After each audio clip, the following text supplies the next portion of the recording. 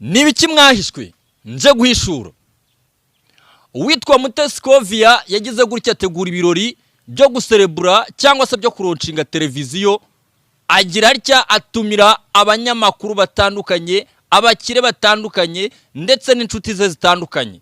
Muri abo harimo witwa Mbonyi cyambu, umwana waraye ku marembo y'ijuru, umwana waraye muri gospel, umwana waraye mu ndege agenda hirya no hino azenguruka yamamaza ubutumwa bw'Imana. Ibyo mwahishwe n'ibiki muri iki kirori mutigeze mumenya? Nibyo ngiye kugarukaho.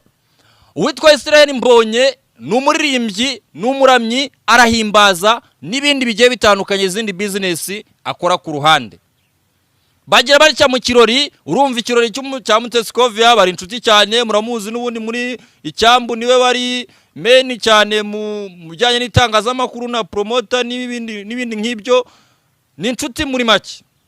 Kandi zakadasohoka we na Mutesi Scovia.